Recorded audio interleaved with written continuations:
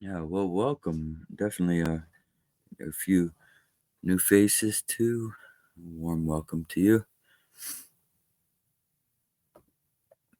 And we're going to go over this very pithy, very straightforward text here.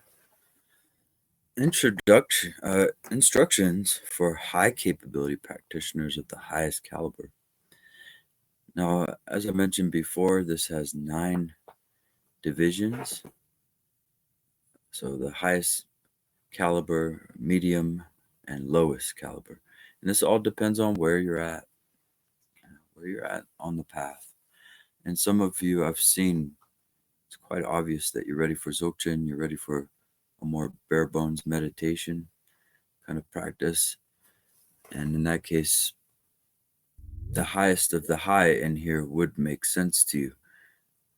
Although it's quite all right if you find resonance in any of these other sections, because you never know where our mind's at. In fact, tomorrow we could be the lowest of the low, and then the next day be back at the highest of the high.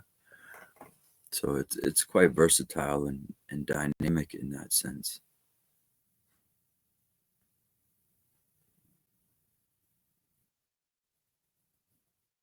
So once you have a good realization of the nature of mind, okay, that's what we're just talking about. This is post aha moment. Once you know for certain that the nature of your mind is boundless and inexpressible, how will you maintain it? If you are a high capability practitioner of the highest caliber, you know that whether the mind is abiding in the natural state or whether the mind is moving, it is no other than mind. You know that when mind is abiding, it is empty, and when it is moving, it is empty. This means that you know that when the mind moves, that is, when thoughts arise, it does not affect the nature of mind. When you are abiding in the nature of mind, many different thoughts arise. Thoughts arise because your mind, in addition to being boundless and inexpressible, is full of power and energy. And that power and energy create, display, and dissolve thoughts unceasingly. So, here it may be helpful for you to understand uh, our mind has energy, just like the sun, except the difference is um, it never really ceases. It's been going like this since beginningless time. Your mind has a co emergent radiance, it kind of radiates luminosity exactly like the sun is. Where is the sun? We can't really find it. It's just this energy that comes from, we could call consciousness. We could call chemical reactions a kind of intelligence. They're creating the sun, right? Um, where is this energy coming from? It's coming from our cognizance. Our mind is that powerful. Now, I'm not talking about just the thinking level. We also have a lucid part of our mind, the mind that beats the heart and heals the wounds, and the intelligence within our whole reality, this kind of living consciousness. So there's an energy to it. Everything is energy, right? And that energy is being vibrated to various degrees, creating a sense of solidity. Very important to understand, because you're stepping out of the energy of your mind, which is Tucci, the Nirmanakaya kind of aspect. You're stepping out of that and into the cognizance, which permeates the energy, which is actually the thing vibrating the energy. And by the way, this goes great, at least metaphorically. I'm not a physicist, but this goes great with quantum fields. You vibrate them a certain way, and fundamental particles come from nothing. There's really interesting correlation there. So, coming home to the basis of your mind is literally that. And the heat of the sun can be compared to uh, the knowingness. The nature of our mind is the cognizance, the wisdom aspect. The display of the sun can be compared to our bodies, reality, the elements. And the location of the sun can be compared to emptiness. Our mind, you cannot find it.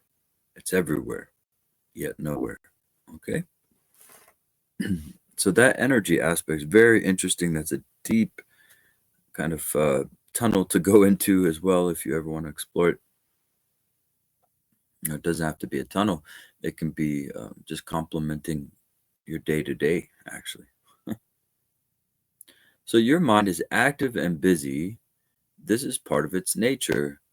But even though thoughts keep arising, nothing changes regarding the nature of your mind. And by the way, you might be asking yourself, what happens when my mind purifies? Well, your reality, everything is a pure realm then. It's pure consciousness. You're seeing that pure consciousness. Even if other people are still dreaming, you're able to then fully abide in that enlightenment. That's what I call enlightenment, luminosity. So the nature of your mind is empty, and the nature of thought is empty too. If you look into the heart of any thought that arises, that thought will dissolve on the spot. Even if you don't do anything at all, the thought will still dissolve. That is why the great master Guru Padmasambhava said that thoughts move through the mind like wind moves through the sky. The wind moves through the sky in different directions and at different speeds, stopping and starting, always unpredictable. The wind cannot be separated from the sky, and the sky remains unaffected by the wind. Therefore, the high capability practitioner of the highest caliber experiences no difference between abiding and movement. You hear that? You don't have to be a statue to be a Buddha. You can still be alive. This is what throws a lot of Dharma practitioners. They feel like there's nihilism there. We go extinct. We go back into a great melting pot or something, or we go into a great void. No, you're still alive. You still have your body. You still get to feel stuff if you're having the human experience. You still get to play, enjoy, breathe, love. Hey, isn't it wonderful? Buddha Dharma doesn't turn you into a zombie, contrary to popular belief. There is life after Buddhahood, right? I mean, it's a great misunderstanding. I'd say up to 70% of Buddhists, they can't tell you what happens after enlightenment. They think it's a kind of void, like there's no more. You don't exist. There's no self. Oh, that's we hopefully with our online presence can help people clear that up. That's an important one. Nobody, you start to see that in your Dharma personality. You wear that kind of. There's no self, and you see these posts online about how life is hell and all life is suffering, and the well, Dzogchen is saying yes, there is suffering because our mind is kind of creating that suffering. But if you can manage to recognize the nature of your mind, then that creating of suffering will harmonize itself and self-liberation, self-resolution. And then this life doesn't have to be a hellhole. Even though lots of people are dreaming of war and extreme things, that's their dream, man. Don't let it be yours. You can still have compassion. You can still employ skillful means as you need to. This is not a negation of life. I really feel like the so-called Hindus, they have that right. They celebrate, they're having a good time. But the so-called Buddhists, if you want to divide them up into Western nomenclature, uh, the so-called Buddhists are rather dull and kind of down on themselves. Really, I've been in the game for over 30 years now. I see it all the time, and it didn't match my personality because I went through a lot of abuse, and I don't like feeling down. When I feel down, I go really down. And that's why, to me, keeping it joyful, keeping it light, not letting thoughts drag you into darkness, that was my style, and then all of a sudden I'm around Buddhists who have all these blessings. Oh my God, so many blessings that they have. They have vehicles and a house and all their limbs, their bodies working, and they're still so stressed out and sad. And then one day, even your blessings are going to go away. You're going to look back, wow, I can't believe I didn't appreciate all those blessings. And it's very precious to have this rebirth. And anyway, I'm going to continue here. When the mind moves, it is fine. When the mind is still, it is fine. There are no categories and no choices to be made within and for the minds of such practitioners. Yeah, so you still have all your thoughts. You still have emotions become great. It feels wonderful to be able to be sad. What if you were numb like an ice cube? You couldn't even feel anything. It feels good to have empathy and deep relation with sentient beings in your environment, the moon, the sun, the stars, various lights in the sky that we see, all the cool phenomenon of this world. Everything turns magical all of a sudden, actually. So observe this for yourself. When you are meditating, how long can your mind abide? Then, when your mind moves, does that movement disturb you or not? When your mind moves and you are not disturbed, this means you are a high capability practitioner of the highest caliber. Now, it's also easy to trick yourself into thinking that you're a high capability practitioner of the highest caliber. Oh, I don't need to do anything. All these crazy thoughts I'm having, I'm just going to keep on having them even more. You need to have recognition. Remember, I pointed that out. This is post-recognition context that we're in. When your mind moves and you're not disturbed, yeah. In other words, when you do not experience the slightest difference between stillness and thought, when it is all the same for you, you're at the peak of the Dzogchen mountain.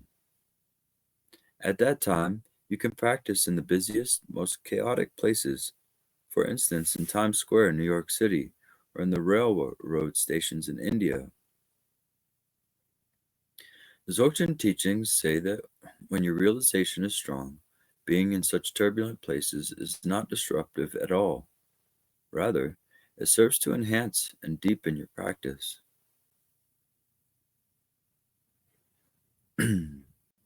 Yes, and this is certainly true and can be confusing for many people that when you have a kind of lull, when you go back to your darkness, so to speak, that somehow you're lacking as a practitioner. No, these are needed. You need these to be within awareness. Otherwise, they can never liberate. It's like a popping out that needs to happen.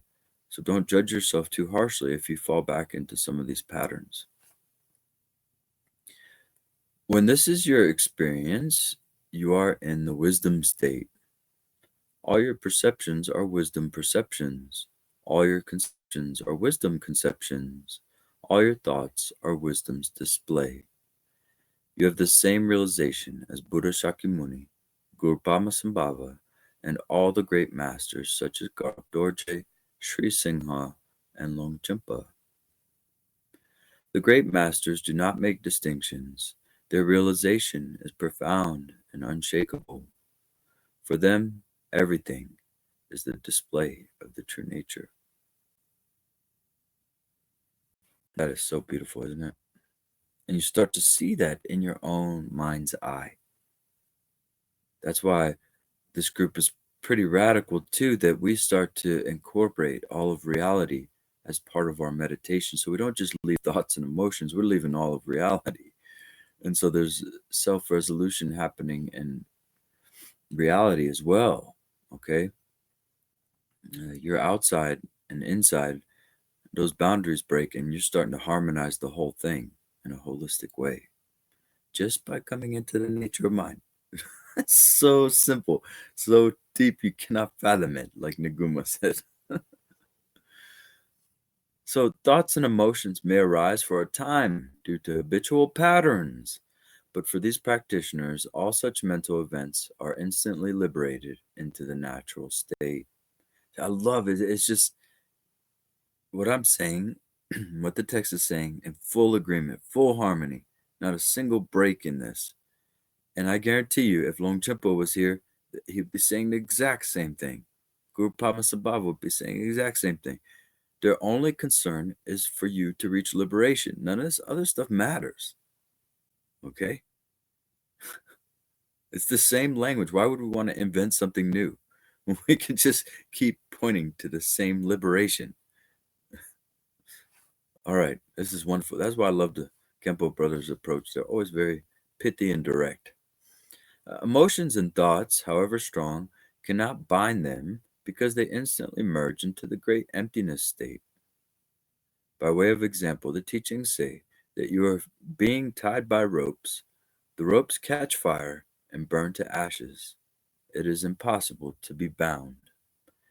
Yeah, and you all may be feeling this in your day-to-day now, where things that used to bind you, more and more you're finding yourself free in situations that used to bind you.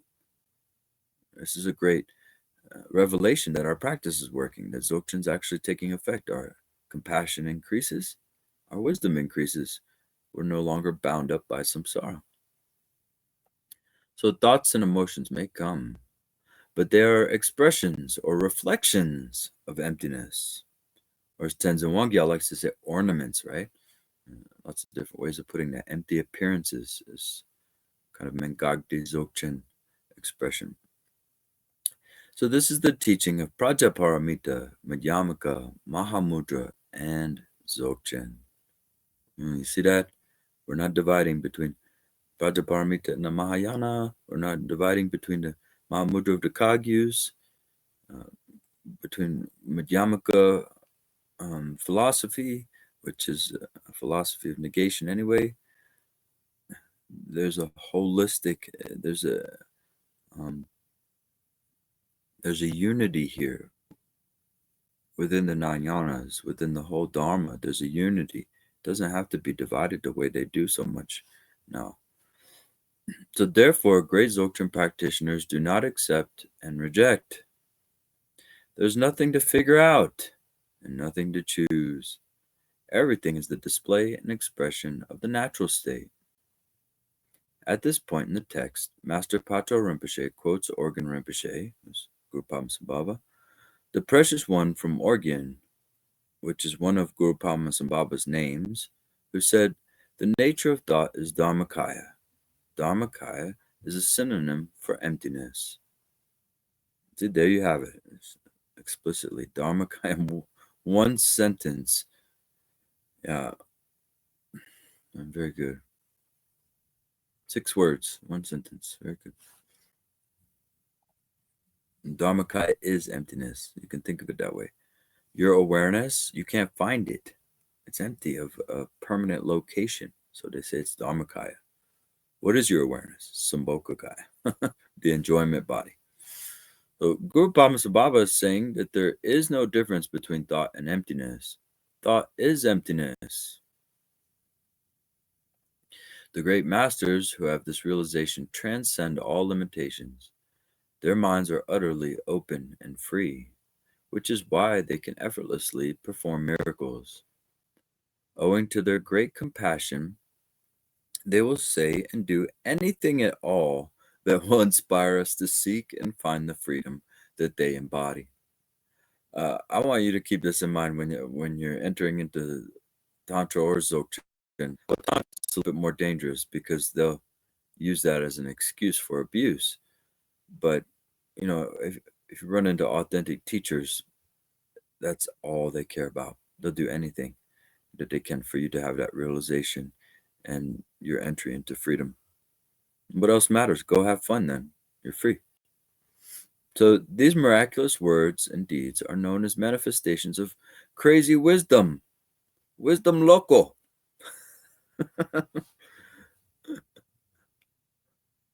How do you say? I can't believe in my own language I don't know how to say crazy. Wait a minute. In German you say Ich weiß nicht. I don't know. What is crazy in German? What's the best word? Have anybody helping? Verrückt, that's right. That's often used in sayings. Bist du verrückt? Right? Okay, so this is fruct wisdom.